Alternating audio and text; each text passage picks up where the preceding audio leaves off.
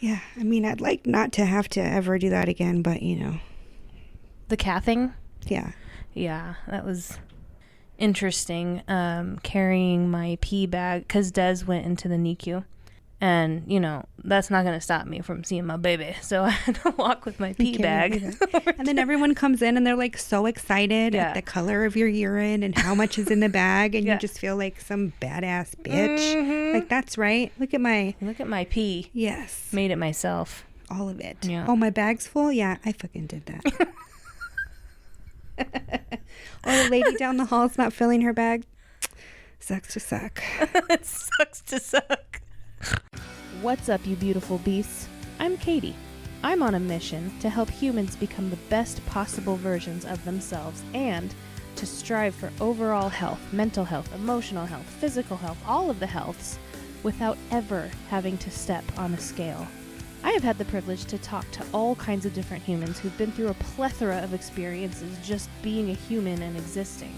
I believe that every single time somebody shares their story, at least one person listening will learn from it, be inspired by it, and maybe, just maybe, even change the entire direction of their life. These are the stories of humans unveiling their beautiful beast. Keep listening. This is the Unveiling the Beast podcast.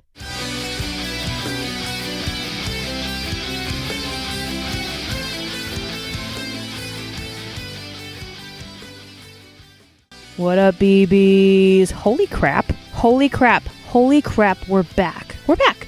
We're freaking back. Long overdue season 2. I can't even tell you how many times I've cried in the process of recording and editing these past few weeks. Oh my gosh. I'm so beyond happy to be back. I'm not crying. You're crying. Anyway, with that said, in today's episode, I'm hanging out with my new BFF Kelly. Okay. So Kelly is a freaking badass. Such a badass that she had somebody else's babies who couldn't have their own. In this episode, she tells her story of being a surrogate mother and carrying twins and all the responsibilities and mushy emotions that came with it. Later on in the episode, we talk about her side hustle, and if you want to know what that is, well, keep listening.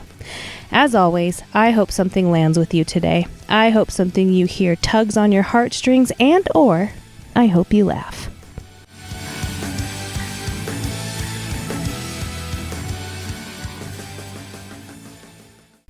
Ladies and gentlemen, I'm with Kelly Schiermeyer, and we are now best friends because we're like the same person, kind of, but different people, like different DNA and all that fun stuff, different eyeballs, different hair. Yes, but we always wear black. Always wear black. It's like we don't even have to call each other on Wednesdays when we see each other. We just know. On Wednesdays, we wear fucking black. And Tuesdays and Thursdays and Fridays and Saturdays. Too. Although right now I'm wearing gray. It's like a dark blackish gray. I have green. You got to mix it up sometimes. Yeah, but yours is like a blackish green. It's just because it's faded. So, Kelly, my new BFF. Yeah. Can you please tell my listener a little bit about you? Oh, and welcome back to the show, you guys. It's been a minute. And I'm happy to be here, and I'm actually kind of nervous. I'm going to be open. I'm nervous to record a podcast that I've already done 27 episodes of. So, yeah. Enough about me. Tell me about you. What do you think about me? I, too, am nervous because it's my first time. So my name is Kelly. I am 36 years old. I'll be 37 over the hot mom summer. Mm-hmm. I have 3 kids, 2 that I birthed, one who is my bonus child. Nice. I was going to say age and range. They range in age. I meant what you knew. From 3 to almost 15. Nice. I am a stay-at-home mom, except for those Wednesdays when I come in to the office, warehouse. I call it the shop. Okay, to the shop. To the shop. Wearing black. She wears black. Don't wear forget. Black. And I clean the shitters. At shit. Yeah, and that's what I do. That's cool. I mean, I like it. It's a dirty job, but somebody's got to do it. That's true. I apologize if I've ever personally left any specks in there for you, some speckles. You know, who can tell who they're from? Yeah. I mean... Unless I go in right after them, and then I know. So, okay. You're a mommy. I am. And a mom. Because when, teenagers, they have a mom. They don't have a mommy. I'm also a bruh. You're a bruh? Yeah. Okay. That's what my 8-year-old calls me. Bruh. Bruh? Okay. Yeah. That's cool. And a little birdie has told me that you are or were, is it past tense when you're a surrogate? Yes. Or are you always a surrogate? I once was a surrogate. Yes. And I had twins. Or I carried twins. You carried twins. Yeah. You birthed them. I birthed. They were ripped from my body. I didn't push them out. Were they C-section? Yes. Gotcha. Emergency C-section. Oh, interesting. So emergency C-section, can you tell me more about that? What was the emergency? I came down with preeclampsia, which can be very dangerous to mostly the mother, but also obviously if something happens to the mother, then it's dangerous for the babies. Right. So I was holding a lot of fluid and it was dangerous. So I went in for a checkup. They checked me out and said, you've gained 18 pounds since you were here 3 days ago. So that kind of fluid. Okay. So we're going to keep you overnight and they're probably going to have to come out in the morning. And they did. Wow. And they both survived. They were early. How early? 35 weeks and 2 days. Okay. Those 2 days are very important. Yeah, they really are. The mom would have liked me to stay hospitalized until 40 weeks, but I had never been away from my son at that point, not one night. So I was like, no, we got to get them out. They'll be fine. They were fine. They didn't even go to the NICU. I stayed in the hospital longer than they did. Oh, wow. Yeah. Not too long, but they went home 3 days. Well, I guess that's good news. That is good news. Yeah. So was this somebody that you knew that asked you to do it, or did you volunteer, or did you sign up? How does that work? Well, my oldest's mom, so G, what do you call him? You guys call him G? I call him Tortilla. Okay, that's interesting. Okay. I didn't know that. Side story. It's because when he was hired, they said we hired a new guy named Guillermo. I was like, oh, like the tortillas. Oh. And so you're actually in my phone as Kelly Tortilla. Oh, okay. Yeah. My niece, when she was younger, she had this children's cancer. And now as an adult, they told her she would never be able to have kids. So I was like, oh, I'll carry your kid for you if you want to have kids. She's 30. She doesn't want to have kids. It's not going to happen.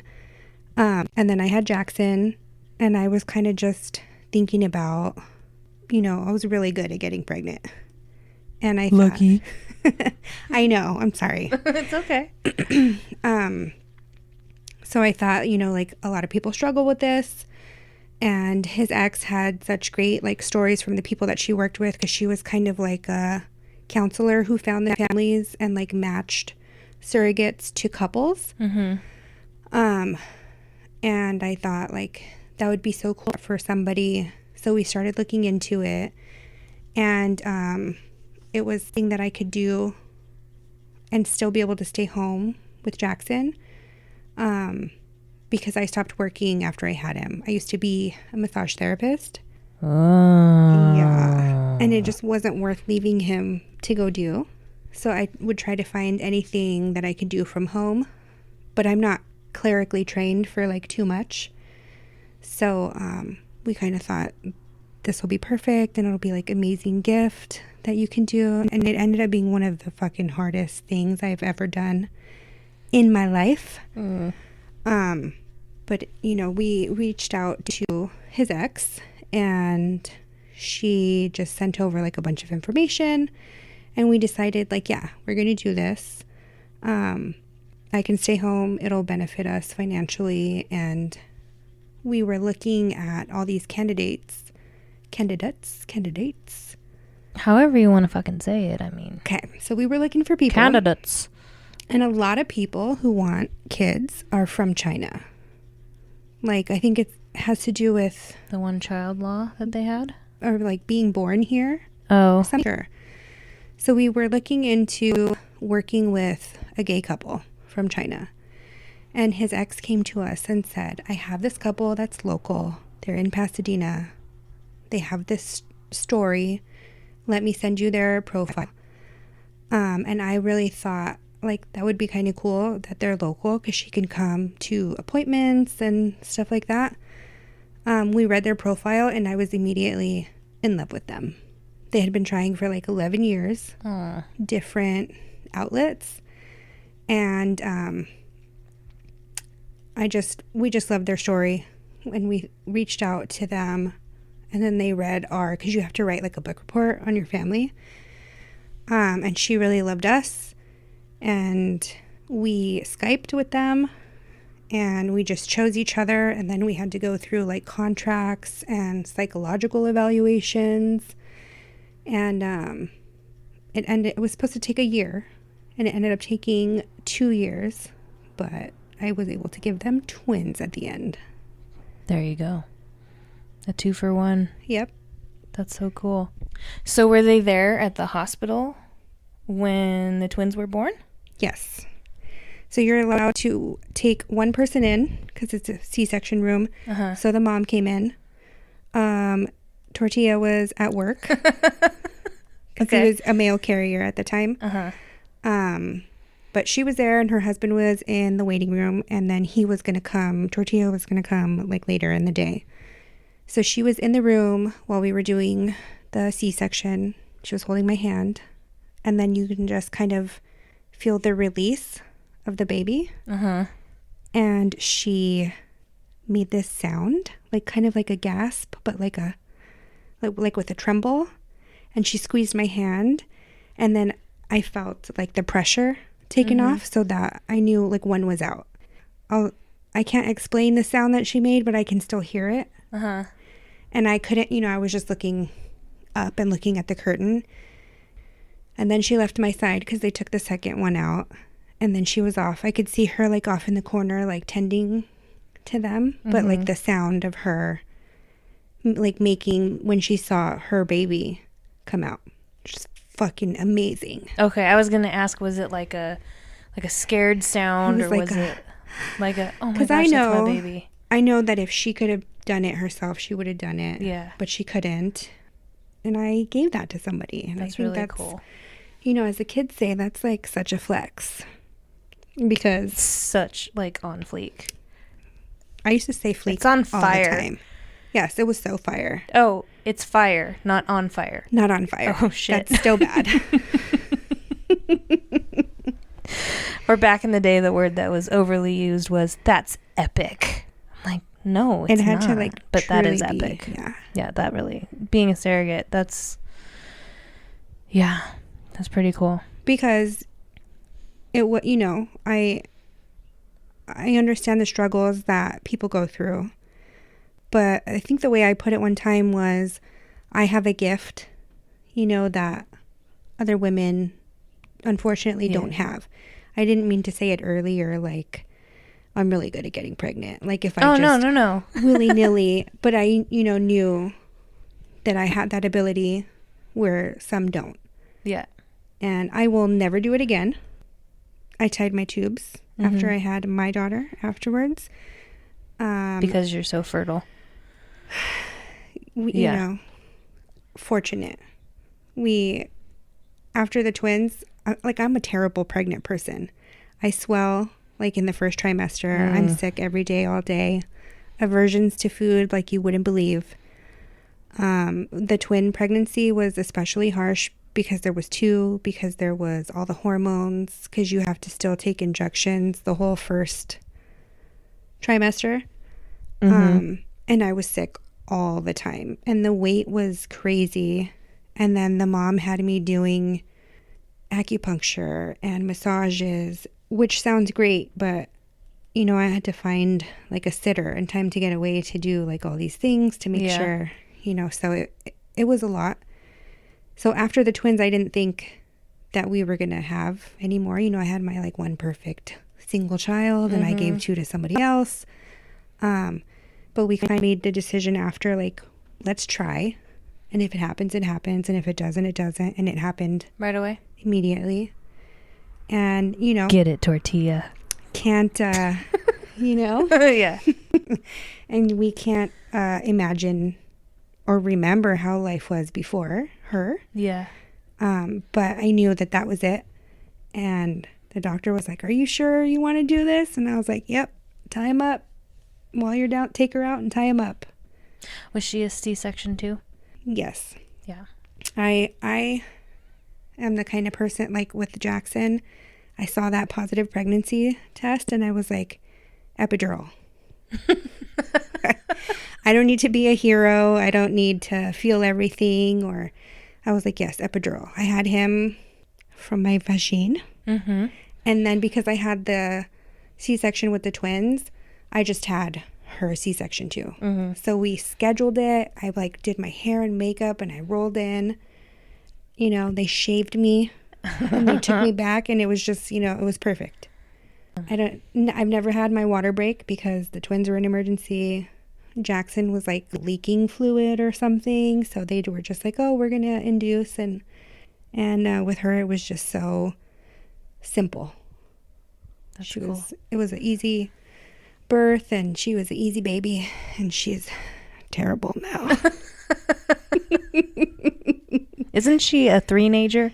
Yes. She's a 3-nager. Yeah. She'll be 4 soon. She's like 30. Okay. Yeah. But she's fun. I had a C-section too. I had complete placenta previa. Okay. Which is where, so there's partial and there's complete. The partial is where the placenta is kind of just partially covering your cervix. Ladies and gentlemen, I have a cervix. Hey, me too. So it's the partial, it's just partially covering the opening a little bit. And then during your pregnancy, it can move and you can be just fine. With Desmond, I had complete placenta previa. So my placenta was covering up where he would come out. And they kept an eye on it through my whole pregnancy. And it didn't move. So had I pushed him out, I could have bled to death. Wow. So it was a scheduled C-section. But the morning I went into labor. Oh. So he was going to come out that day no matter what. But yeah, I was going to say that I think the most interesting part of the C-section is when they shave you. Yeah. And they do the fucking worst job. And it's another woman. And it's like, how are you doing me dirty like this? You should know. Or do you? That's true. You never know. Like, so bad. Did they give you an IV? Is that like, well, they probably gave you an IV. Yeah, I had... where was it? I have teeny tiny veins. Okay. I'm a difficult patient for like drawing blood and having lines put in. So they always have to hit like the main veins here or like back here on on your forearm. And then, yeah. I'm smiling like this because like we're so similar. It's so funny. This is why we're best friends now. Like they put my IV right here in my hand. I've had it was one between my pointer finger and my thumb because these sessions are not on video yet. But yeah, that's right here, and that was more painful to me than the spinal that they gave me. Yeah, the spinal never bothers me. Yeah. They're like, okay, so we're going to give you a little numb, and then we're going to give you the spinal, and as soon as we say go, you need to shove your butt to the end of the table as fast as possible. So they gave me the spinal, and they're like, go, and I went whoosh, like that, and my doctor was like, oh my God, I've never seen anyone do it that fast before. Because really funny. You have to beat the clock of... Yeah, your legs go numb. Yeah. Everything goes numb. Yeah, I've never minded though. I don't like the catheter so much. They have to put a catheter in because you can't like move or feel your legs. Yeah. It's the catheter coming out. I can't with that one. Do you cath? Wasn't that a commercial? I think so. Do you cath? Wasn't it like a diabetes I think so. thing? Yeah. Yeah, I mean, I'd like not to have to ever do that again, but The cathing? Yeah. Yeah, that was interesting. Carrying my pee bag, because Des went into the NICU. And, that's not going to stop me from seeing my baby. So I had to walk with my pee bag. And then everyone comes in and they're like so excited at the color of your urine and how much is in the bag. And you just feel like some badass bitch. Mm-hmm. Like, that's right. Look at my pee. Yes. Made it myself. All of it. Yeah. Oh, my bag's full? Yeah, I fucking did that. Or the lady down the hall's not filling her bag. Sucks to suck. It sucks to suck. It's good. I've always wondered about surrogacy because you're like my third friend who is a was? I mean, I think either works. I like to get to talk about it personally because if you look at me, you see the kids that I have and you would never know that that's something that I did. And then it just kind of makes it like kind of special when you get to talk about it or work it into like a conversation with a stranger. Because it's like one of those, oh, really? And you just... Actually, I think I said that to you. You just get to be like, yeah, I did that. Because if you don't talk about it, then like, I'm not bragging, but it's something major I did. And yeah. I do have a question, though, that I meant to ask and I didn't.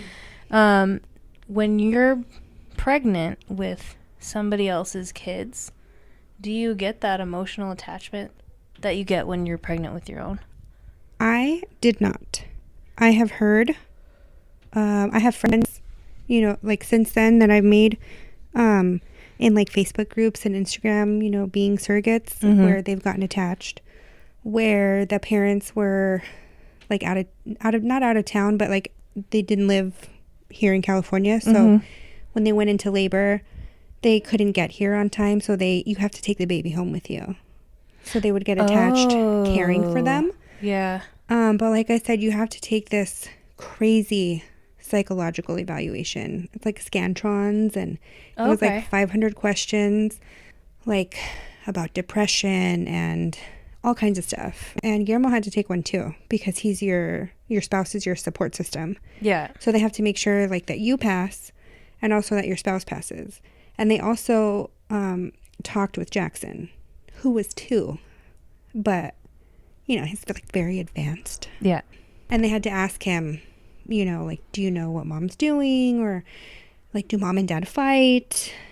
And we passed like with flying colors. And I was very detached from the whole thing. I was like, I'm fucking sick every day. I had all the emotions of a regular pregnant person and then some because of the injections and the hormones and all that. But I didn't really like take a lot of pictures of myself, which now I wish I would have. I would kind of get into it with the mom too, very passive aggressively, because we were in contact every day. And Guillermo's ex was actually our person. She was like my coordinator. So I would be like, dude, like you got to tell her to stop texting me today. Like I can't deal with it today. Or I would get a message from her saying like, oh, the mom says, you guys had an argument, and she would be like, I totally get it, Kelly. Like, your feelings are so validated. But, like, I feel like I was very understanding all the time of the mom's feelings, where she was coming from. She was just a bystander, I'm literally holding her kids, and she, so much is out of her hands. So all she had was her research and her... Google. Yeah, things that she was sending me to do, things she wanted me, she would just Amazon me, pregnancy pillows, vitamins, articles, all kinds of stuff. Yeah. And if I was eating like too much pizza, she would be like, well, that, she got me a gym membership. She had me going to massages, all this stuff on the side that was not part of like our agreement. She was just, she would come to all the appointments. Like she just wanted to be there for everything, which I understand because, when it's your baby, like you're there. So I was always really like understanding of that. And I was always kind of like in a funny way resentful, like, oh, I'm sick today because of you guys. And or I would joke with the dad, like, you did this to me. like, I'm so sick at a point. And he was like, he would turn beet red, this tall, like, but that's me. You know me, how I joke. Sick humor. They learned to love me for that. Mm-hmm. And I would just tell people, Guillermo loved to tell people, like, yeah, they're not mine. So we just, joked about it all the time. It was very like, they're not mine, they're not ours. I didn't do pictures. I never felt like an attachment to them. I took care of that. Like, I nannied for years, right? So to me, this was just like the ultimate babysitting gig. And when they came out, I didn't see them. I didn't see them till maybe like the third day because I couldn't walk. Okay. Because of your pee bag. Yeah. And I thought they were in a different area of the hospital, but it turns out they were just across from me. Oh. And, but the mom's contact was constant every day, all day. And then I had them and the contact dropped off. So I was just in the room. And then, they're not my kids. I don't have babies to be, them coming in to check on me. Yeah.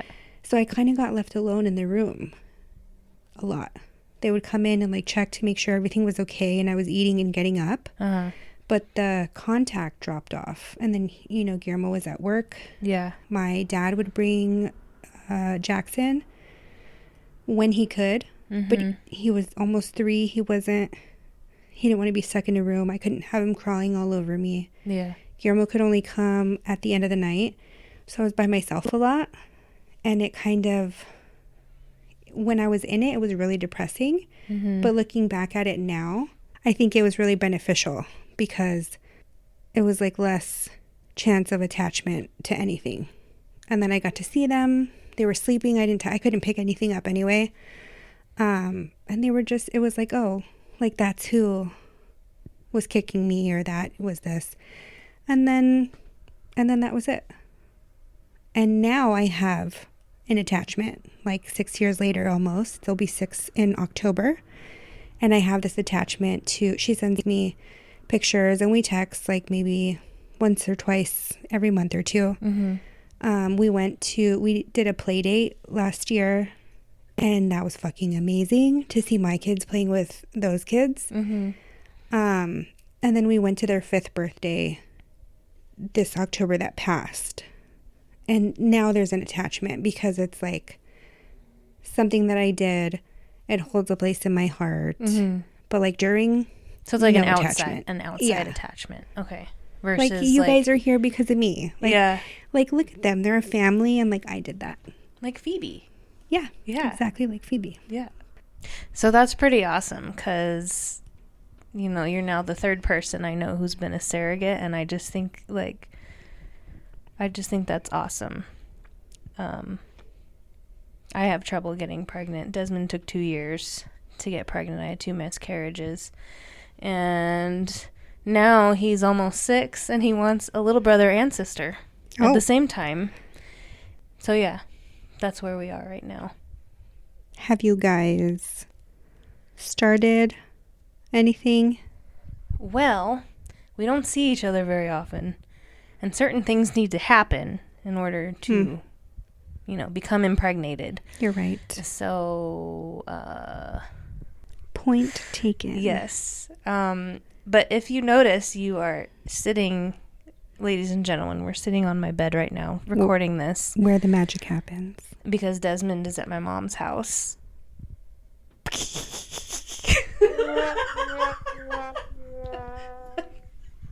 Yep.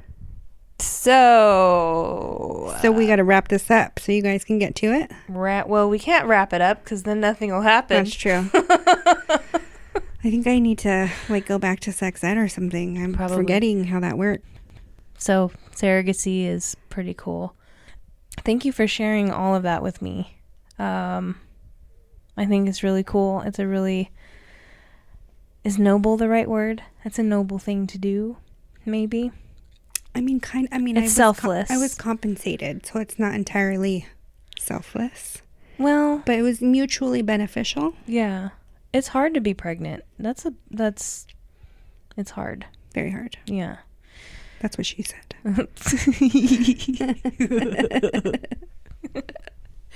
But I have another question I want to ask you, because we're still kind of getting to know each other. We see each other on Wednesdays in Black, but we're now TikTok friends. Yes. And so once you go social, yeah, it's a big deal. Yeah. So, and I've seen these Goodwill overhaul videos. Yes. That you've made, and I'm very curious because I grew up a Goodwill child. Like, we were po. We couldn't afford the OR. We were po. So,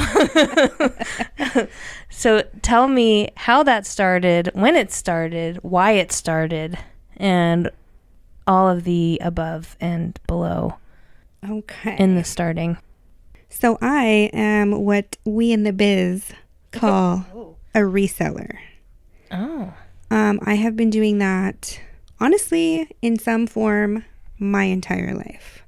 My grandfather on my mom's side used to let us have yard sales and used to like to have yard sales at his house. So in our home, we always had these running piles in our closets and in the garage of, if it doesn't fit anymore or if we're not going to play with it anymore, put it in the yard sale pile. Since, for as long as I can remember, we're talking like maybe 4 or 5 years old. And then every few months we would take everything and have a yard sale. And then you have like your little money to go to the liquor store and buy, liquor. Candy. Yeah. Beer. Those gum cigarettes. Condoms. Oh, wait, no, you were a kid still. Please, Condoms. please. Okay. What are those? I didn't just say that. Okay. I forgot that you were talking about when you were a kid. Yes. Okay. Katie. And then, we weren't poor. We were, my mom was a stay-at-home. She retired. She got sick after she had me. She had me late when she was 37. But my dad worked, so we were kind of like, middle class. I always thought we were kind of like Roseanne, like that family. Okay. And we, on my mom's side, we're Mexican. Big, huge family, lots of older cousins. And we would get these bags of hand-me-downs from other people in the family, and I fucking loved it.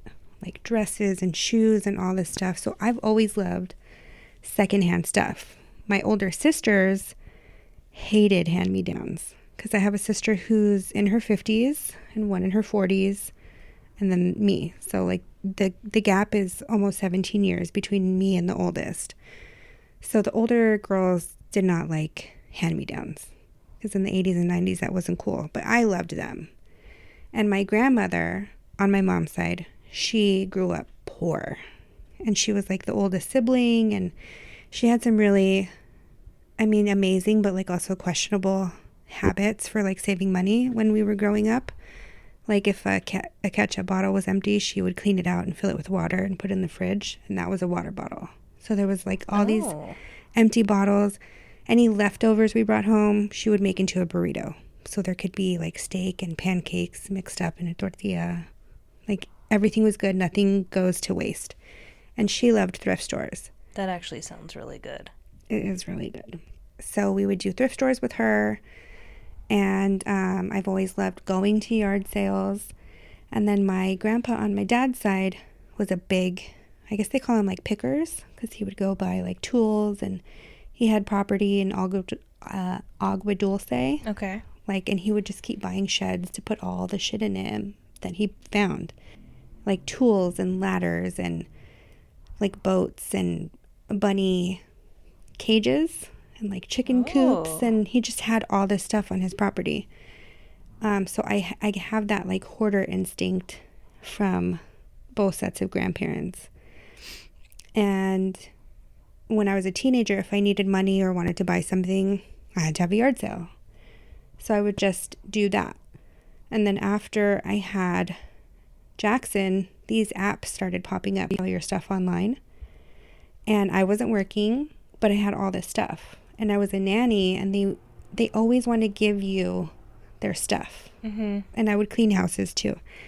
And they always want to give the housekeeper and the nanny, like, oh, we're done with all these clothes. I'll take anything. If you have something free, I'll take it.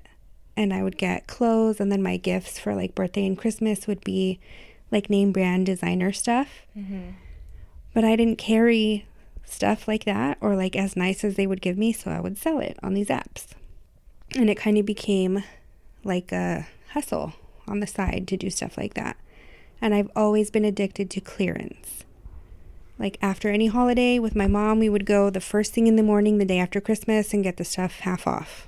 And, you know, and if it gets to 90%, you're really cooking with bacon. So I would buy stuff because it was on clearance, never use it, and it would still be in my closet with tags. So I'd sell it. And then it became let me purposefully buy things on clearance so I can flip them. If there is trash on the side of the road that I can paint and fix and flip it, we stop for it. If somebody posts something for free on Facebook, Guillermo, can you go pick that up for me, you know, after work? And I flip it. I can walk through my house and tell you like that was free or this was $2, or I just love a good deal, a project, a DIY. And now there's so many apps and outlets or like platforms, I guess, that you can sell stuff on. So you go to Goodwill and you buy stuff cheap. Mm-hmm. And it's like shopping. I love to shop, but I'm not like spending money for myself. It's like I'm sourcing for things to sell. Yeah. So it's like You're spending money to make money. Yeah. Yeah. It's like the rush of shopping, but I'm going to make money from it. Or I'm going to use it and then I'm going to sell it eventually to make money for it. So that's really cool. That's what my Goodwill hauls are. Plus the kids like something new every other month, and I just can't afford to be buying all different stuff. Mm-hmm. And then, you know, it keeps stuff out of landfills, so I feel like I'm doing something good for the planet.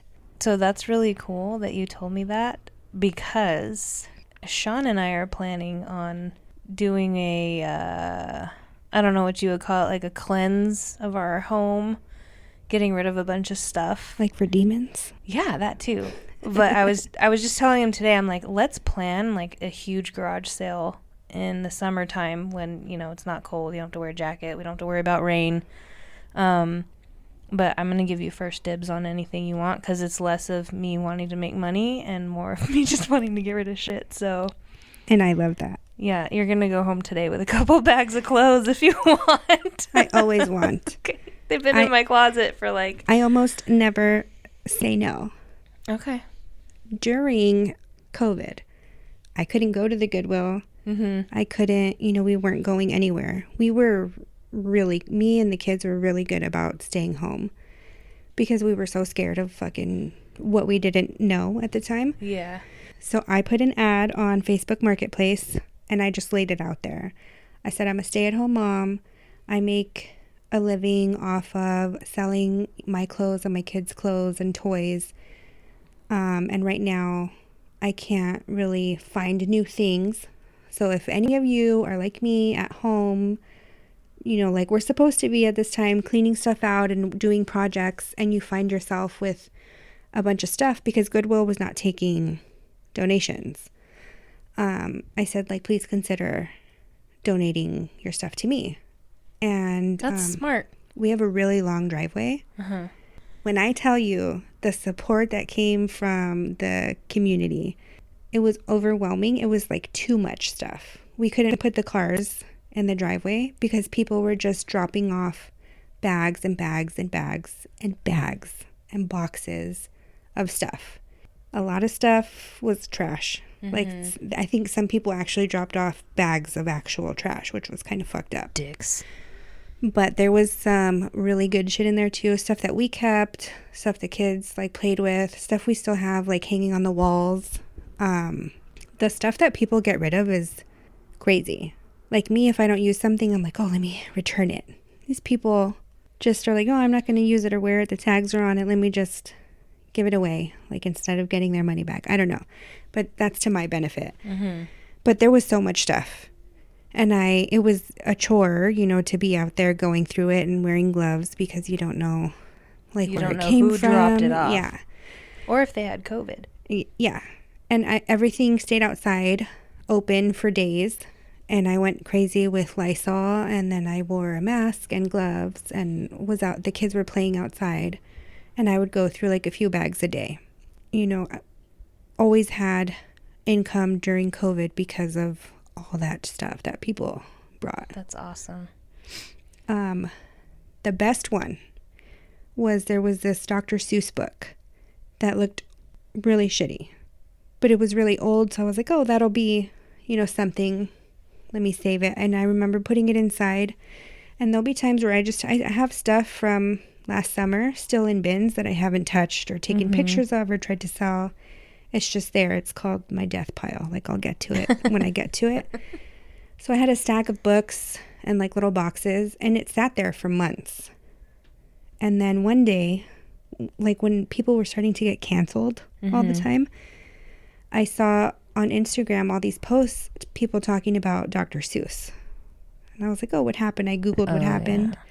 Yeah. And it was something about a couple of books, had gone viral for like their negative like connotations on like slavery and stuff like that. And I was like, let me go look at that book that I have over there. And it was like 6 books that were bad. And in that one book, it was like a treasury of stories. There was like 4 of those books in that book. So I immediately posted it on eBay because I looked on eBay and everybody was posting that book. Mine was kind of beat up. It sold within half an hour for $200. Nice. And it was just sitting on your shelf? Yeah, on my shelf for months. So and cool. It was in a trash bag prior to that. But, you never know what people are going to buy. Like, people buy the most random stuff. So I think it's fun. It's literally like treasure. That's cool. We might pick your brain a little bit. You see those boxes right there? I do see those boxes right there. You like my box? Those have music stuff in it that we got from my stepdad. They were cleaning out their garage, and he usually gives us old DVDs. Well, some of them are still brand new, and then I sell those on Declutter. Okay. Yeah. I've done Declutter. And then those are like CDs, and I don't remember what else is in there, but Sean was looking them up on eBay, and it was like $400, $600, but we don't know how to do that. I love helping people. I'll pick your brain about that. I'm not an expert, but I have like the basic skill set of knowing like what I'm kind of what I'm doing, and I love like getting people started and doing it too. Like, I do consignment sales. There's one going on right now, and I got 2 of my mom friends to join, and they've already made a couple $100, and they're like so stoked, and I'm like so excited that I got them to be in that with me. I could see you being like a consultant of some kind, or like some sort of the cool thing now is doing online courses. Like, you could do some sort of online course of how to buy stuff, sell it, make money. I don't know. I could see you doing something like that. I feel like I could, but I also feel like I've gotten my knowledge from other people. So I don't know, I got you. Like, I would just be copying somebody else. Yeah, I got you. Or like somebody is more equipped than me, because I only do it like technically part-time. Because, the other time I have like the kids and stuff, but I mean, I have been doing it for a long time. I just Guillermo is always like, spend money to make money. And I'm very like, I don't want to spend that much money. Like, I want to have that money right now. Yeah. It's very hard for me. He'll be like, oh, there's Legos on, buy them all. And I'm like, oh, I'm just going to take 6. And he's like, you're going to feel bad later when you get home. And we're going to go back and they're going to be gone. And I'm like, okay, like, let me just charge $100 of Legos, and eventually I'll flip it into a few hundred. It's very hard for me to do it. I'm getting better at trying to go like balls to the wall like that. But I mean, it happened on Thursday at the Goodwill where I put something back, and we went back for it and it was gone. And he's like, I fucking told you. I fucking told you. I'm tortilla, I know. Yeah. Don't tell him. I won't tell him. He's right a lot of the time. But, I'm right more of the time. Yeah. So. He may wear the pants, but you pick which pair. Yeah. Yeah. From the Goodwill.